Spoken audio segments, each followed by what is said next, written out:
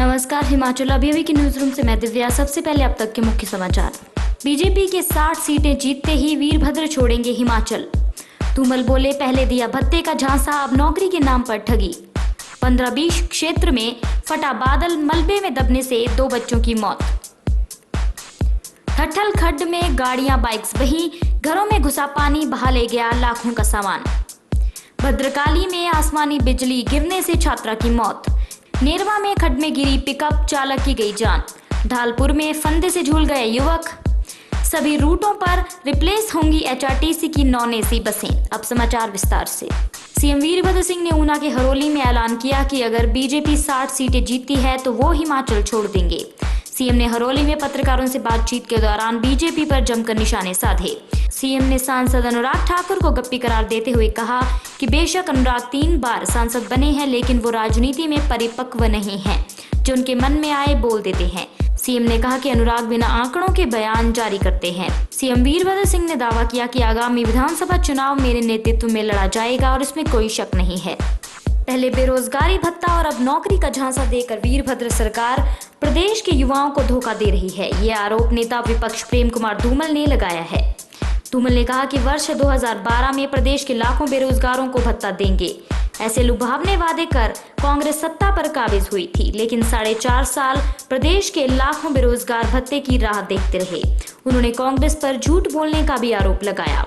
धूमल ने कहा कि कांग्रेस ने 2003 में भी हर घर से एक व्यक्ति को रोजगार देने का वादा किया था, जो कभी भी पूरा नहीं हुआ। कांग्रेस सरकार बेरोजगारी दूर करने और रोजगार के अवसर उपलब्ध करवाने के प्रति यदि सच में गंभीर होती तो सत्ता में बैठते ही इस दिशा में प्रयास करती, लेकिन कांग्रेस सरकार ने पूरे कार्यकाल में कोई कदम नहीं उठाया।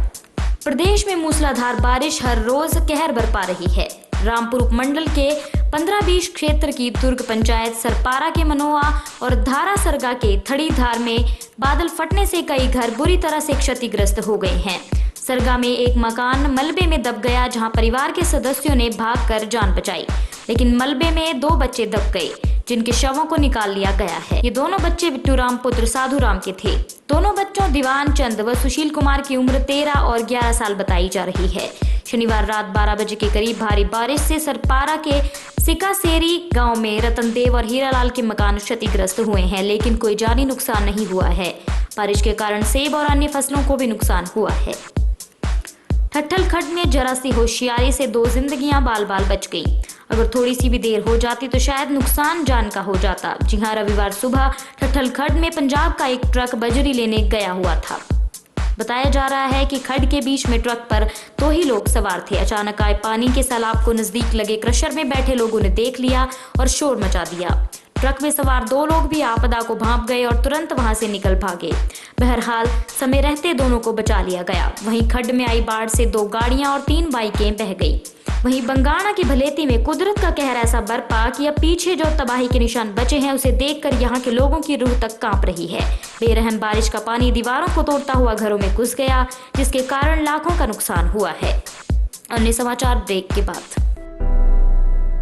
मछली जल की रानी है, जीवन उसका पानी है। हाथ लगाओ डर जाएगी, बाहर निकालो मर जाएगी। ये कविता हम सब बचपन से सुनते आ रहे हैं दोस्तों। मछली की ओर तो सबने ध्यान दिया, लेकिन क्या किसी का ध्यान जल की तरफ भी गया? अगर भविष्य में जल ही नहीं होगा तो जीवन के अस्तित्व की कल्पना ही कैसे की जा सकती है? वर्तमान समय में जल संकट एक विकराल समस्या का रूप ले चुका है। अगर आज पानी की अहमियत न समझी गई, अगर आज पानी नहीं बचाया गया, तो कहीं ऐसा न हो कि कल हमें पानी की एक बूंद भी नसीब न हो और हमारा हाल भी उस मछली जैसा न हो जो पानी के बिना तड़प तड़प कर मर जाती है। तो आइए दोस्तों, हिमाचल अभी के साथ मिलकर आज ही पानी को बचाने का संकल्प लें। शुरुआत अपने घर से करें और अपने वर्तमान के साथ साथ अपनी आने वाली पीढ़ियों को जल रूपी अमृत की सौगात दें, क्योंकि जल है तो कल है। जय हिंद, जय भारत। ऊना दौलतपुर चौक के निकटवर्ती गांव भद्रकाली में नाबालिग की आसमानी बिजली गिरने से दर्दनाक मौत हो गई। नाबालिग की पहचान भद्रकाली निवासी साक्षी के रूप में हुई है।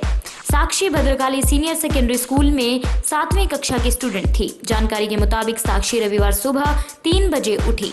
उसने अपने मां को बाथरूम तक साथ चलने के लिए कहा।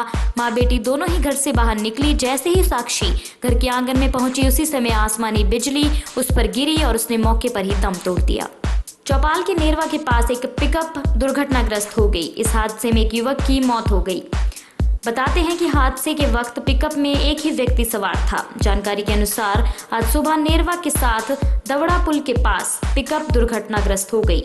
ये पिकअप फेड़स पुल से नेरवा जा रही थी और जैसे ये पिकअप दवड़ा पुल के पास पहुंची, ये अनियंत्रित होकर 100 मीटर नीचे शालवी खड्ड में जा गिरी। हादसे में एक युवक की मौत हो गई। मृतक की पहचान देवराज के रूप में हुई है। ये मंडी की सदर तहसील के बुराली गांव का रहने वाला था।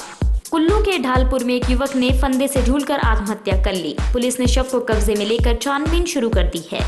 पुलिस के अनुसार उन्हें सूचना मिली थी कि क्षेत्रीय अस्पताल के साथ लगती कॉलोनी में एक युवक ने फंदा लगा लिया है, जिसके चलते पुलिस मौके पर पहुंची और शव को कब्जे में लिया। आत्महत्या करने वाले युवक की पहचान ढालपुर निवासी मोहित के रूप में हुई है। जांच अधिकारी ने बताया कि अब तक की जांच में शव के पास न तो कोई सुसाइड नोट मिला है और न ही कोई और ऐसी चीज मिली है जिससे फंदा लगाने के कारणों का पता चल सके। जल्द ही सभी रूटों पर चलने वाली एचआरटीसी की पुरानी नॉन एसी बसों को रिप्लेस कर दिया जाएगा। उनकी जगह हिममणि सीरीज की 2x2 सीट्स वाली नई बसें चलेंगी। ये जानकारी परिवहन मंत्री जीएस बाली ने अपने फेसबुक पेज पर दी है। उन्होंने अपने फेसबुक पेज पर कहा कि ये मामला मेरे संज्ञान में था और मैंने ये वचन दिया था कि 1-2 साल के अंदर ये बसें जरूर रिप्लेस कर दी जाएंगी। उन्होंने खुशी जताते हुए कहा कि अब समस्या से निजात मिल पाएगी।